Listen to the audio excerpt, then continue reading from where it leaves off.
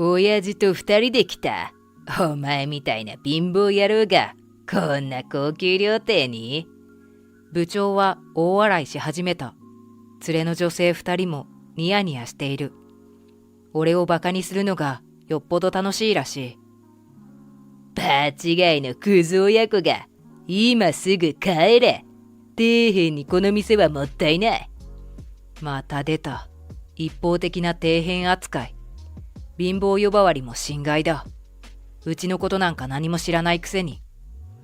ちょうど父がトイレから戻ってきたので、俺はすべてを伝えることにした。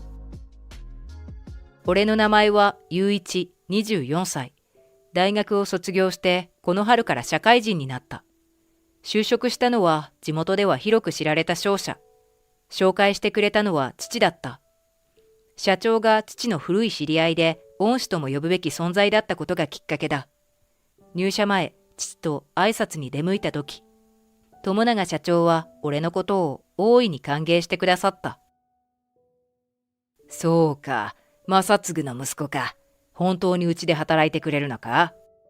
はい、精一杯頑張ります。よろしくお願いします。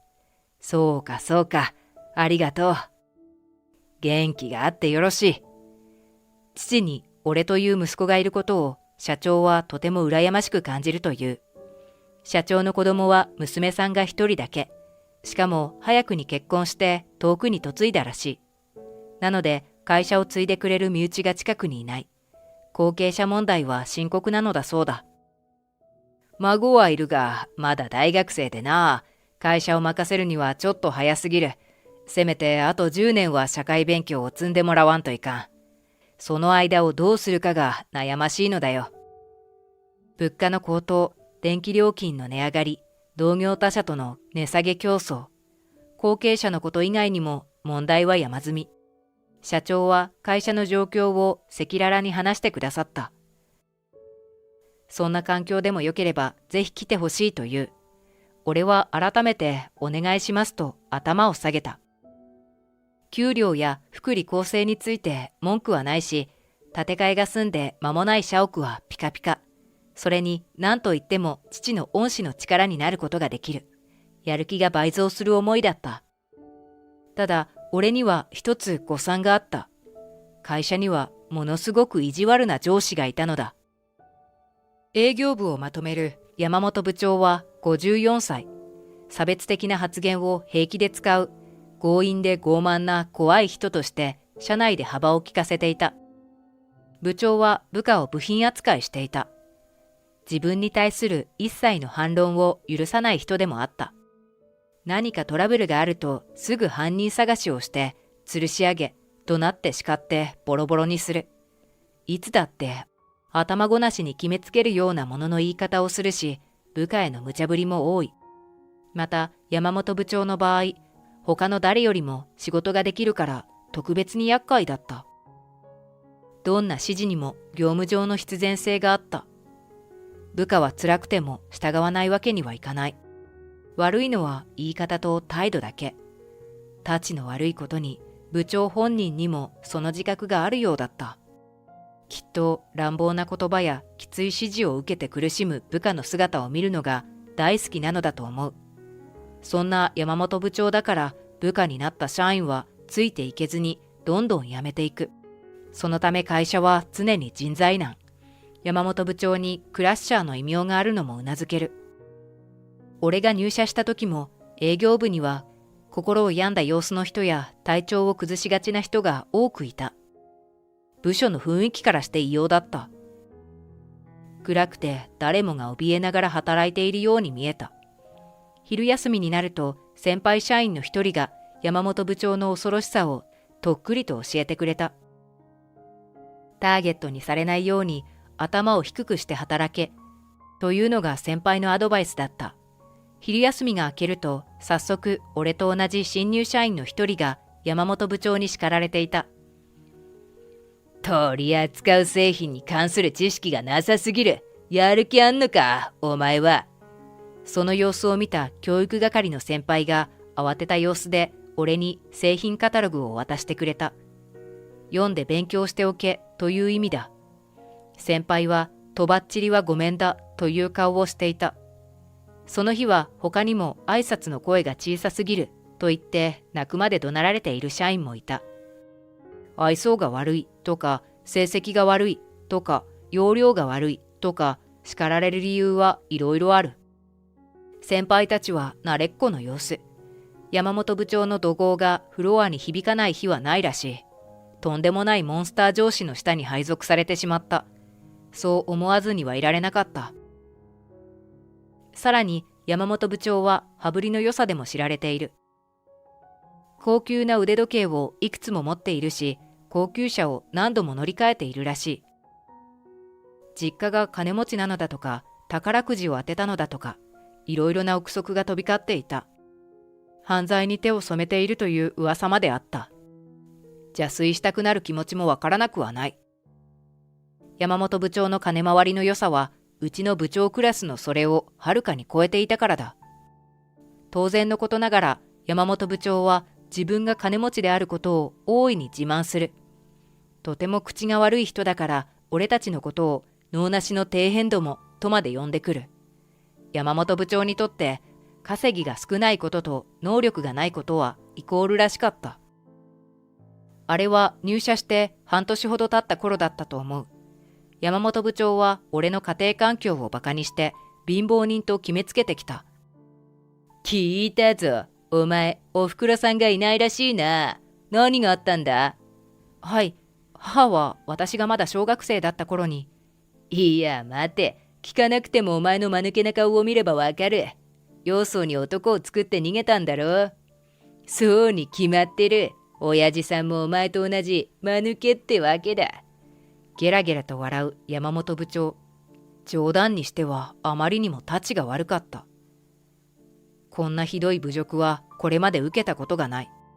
山本部長の口の悪さと常識のなさは俺の理解を超えていた。うちの母は俺が小学生の頃に交通事故に巻き込まれて帰らぬ人となった。そのことで父と俺がどんなに悲しい思いをしてきたかも知らないで。頭に血が上った俺は先輩からの助言も忘れて山本部長に食ってかかった。撤回してください。たとえ上司でも言っていいことと悪いことがありますよ。なんだと？誰に向かって吠えてんだお前。いい度胸してんな。その時の山本部長の悪魔のように笑う顔が恐ろしかったこと。どこからどう見ても俺のことをターゲットとして定めた目だった。これ以降、俺は毎日のように山本部長から苦しめられることになった。部下への嫌がらせにはいろいろなやり方がある。俺は身をもってそれを知ることになった。毎日が地獄だった。きつい作業を長時間にわたってさせられたり、一人でフロアを掃除させられたりした。社屋の周りの草むしりを命じられたり、すべての営業者を一人で洗わされたりもした。少しでも意見したり嫌な顔をしたりすると、同僚たちみんなの前で大声で批判される。なんだその顔は、上司からの指示が聞けないっていうのか？気に食わないやつ、人としておかしい、つけ上がっている。山本部長はそんな悪口を連発して、社内での俺のイメージを悪くしようとした。先輩たちは、だから逆らうなと言ったのに、という表情。部長と俺から顔を背けている。俺は山本部長に向かって声を上げたことを大いに後悔した。だけど、ものすごく悔しかった。唯一の救いは、同期の仲間たちが俺に同情的で、完全な孤立だけはせずに済んだこと。とはいえ、このままではまともに仕事ができない。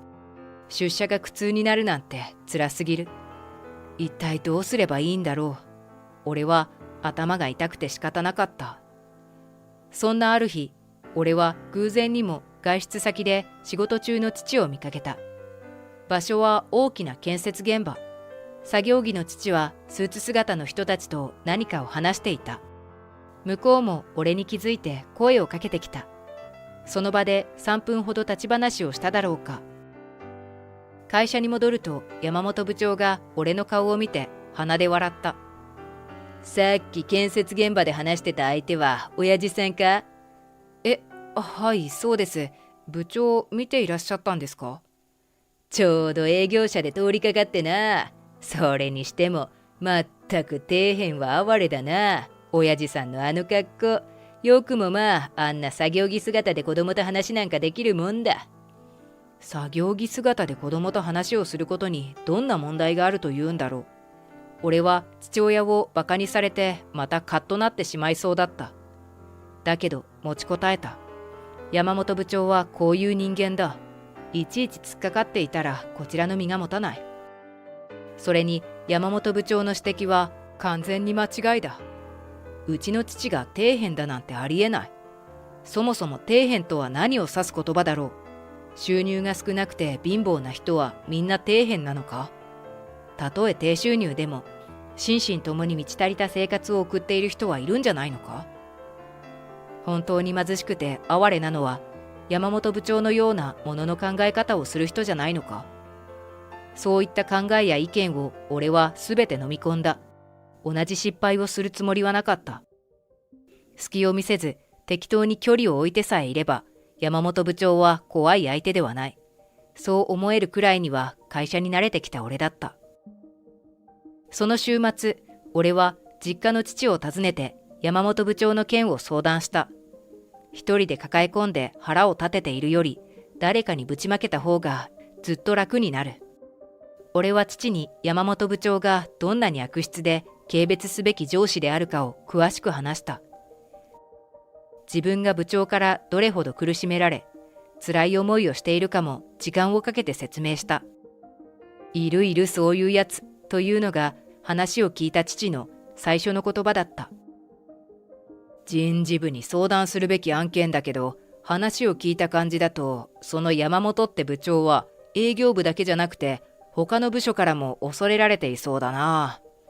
まあね、そんな感じだよ。山本部長の天下。人事部の社員も怖がってる。レジリエンスを高めるいい機会だと捉えるしかないのかもな。レジリエンス？それなんだっけ？父曰く、レジリエンスとは精神的回復力のこと。困難を受け止め、乗り越え、自分で自分を回復させる心の働きのことらしい。山本部長のことは人事部がダメでも社長に相談するという道が残されている。だけど、例えば俺を苦しめているのがクライアントだったら、きっと打つ手はない。下手に動けば切られてしまう。売り上げが減るようなリスキーな真似は慎まないといけない。現状どうにもできそうにないなら、部長との関係は精神修行の一環と思え、できるだけ前向きに考えて、何クソって気持ちで向き合うんだ。いいな。過酷だけど仕方ない。あんな勘違い男、本人が言いたいように言わせておけばいいんだ。父から言われた通り、俺は気を強く持って山本部長と向き合い続ける覚悟を決めた。まあ、もしも本気で辛抱できないという時には、俺から友永社長に話をしてやるよ。でな、実は父さん、その友永社長からある相談を受けたんだ。父にはまるで何でもないことのように驚きのニュースを伝えてくれた。俺にとっては大事件だ。実にめでたい。これはお祝いをしなくちゃいけない。俺は父におめでとうを伝えて、早速お気に入りの料亭の予約を取った。数日後、俺が父のお祝いのために料亭に行った時のことだ。トイレに行った父をロビーで待っていると、奥から下品な笑い声が聞こえてきた。コンパニオンだろうか、際どい服装をした若い女性を2人も連れた男がやってくる。俺たちはお互い同時に相手に気がついた。やってきたのは山本部長だ。すっかり出来上がっているようで、耳まで赤くなっている。羽振りの良さは相変わらずのようだ。おやおや、と部長はいやらしく笑った。どうしてお前なんかがここにいるんだ？一人か？お疲れ様です、部長。私は今日は父と来ました。親父と二人で来た。お前みたいな貧乏野郎がこんな高級料亭に？部長は大声で笑い始めた。連れの女性二人も一緒に笑っている。俺をバカにするのがそんなに楽しいのだろうか。場違いのクズ親子が今すぐ帰れ。底辺にこの店はもったいない。また出た、と思った。一方的な底辺扱い。俺は怒ったりはしなかった。この人は何も知らないだけだ。ちょうど父がトイレから戻ってきた。俺はすべてを父に伝えることにした。あ、父さん、じゃないや、社長。部長が今すぐ帰れとおっしゃっています。え？父が首をかしげた。山本部長とは初対面だから仕方ない。俺が紹介すると、父は山本部長に握手を求めた。息子がお世話になっています。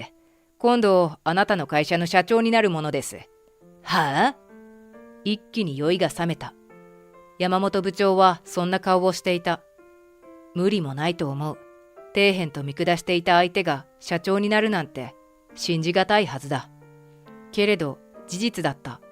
父は友永社長から直接連絡を受けて社長の椅子を任された。社長のお孫さんがふさわしい年齢になるまでという期限付きですけれどね。でもあんた作業着で現場にいたはずじゃ。建設会社を経営していますから作業着くらい身につけます。そちらは部下に任せました。友永社長は経営者としての私の恩師、恩返しをさせていただくつもりです。唖然としている山本部長、にこやかな父の話についていけない様子だった。それはそうと父が真顔になり、目つきを鋭くした。山本さん、あなたはうちの息子を随分と可愛がってくれているようですね。底辺呼ばわりしたり、貧乏人と蔑んだり、目をかけてくださっているとか。それは私が社長に就任したら、もう二度とそんな真似はさせません。いいですね。父がそう言って凄むと、山本部長は逃げるように去っていった。後日、父は正式に社長に就任。山本部長は、なんだか複雑な表情をしていた。社長になった父が最初に行ったのは、社内のお金の流れを正確に把握することだった。その結果、明らかになったのは、山本部長が会社の金を着服していたということ。異常なほどの金回りの良さには、やはり理由があったわけだ。山本部長は経理担当の社員の弱みを握り、脅して無理やり協力させていたらしい。被害額はかなりのもので、よくも今までバレなかったものだとみんな呆れていた。父と俺から着服の事実を追及された時の山本部長の慌てようはひどいものだった。違うんです。私はちょっと借りただけですぐ返すつもりで。バカバカしい。会社の金を社員に貸すことなんてありえませんよ。ごもっともです。申し訳ありません。出来心だったんです。山本部長は部下たちの前であることも忘れた様子で俺たちに謝ってきた。フロアに額をこすりつけるようにして頭を下げ必死になって許しを請う姿。あの時の同僚たちの汚いものでも見るかのような冷ややかな目は忘れられない。父は問答無用で警察に通報した。謝られたからといって許せるような話じゃない。山本部長は業務上横領の疑いで逮捕され、後に懲戒解雇された。さらには会社から告訴されることにもなり、今はおとなしく裁きを待つ身の上だ。それまでの栄華から一転、手が後ろに回ることになった山本部長。これからは大いに反省しながら生きていってもらいたいものだ。こうして会社は病巣を摘出することに成功した。恐怖政治が終わって今はみんな明るい表情をしている。いつか友永社長のお孫さんに会社を引き渡す日まで、父と俺の努力は続く。一緒に知恵を出し合い、努力し合って会社を守っていきたいと思っている。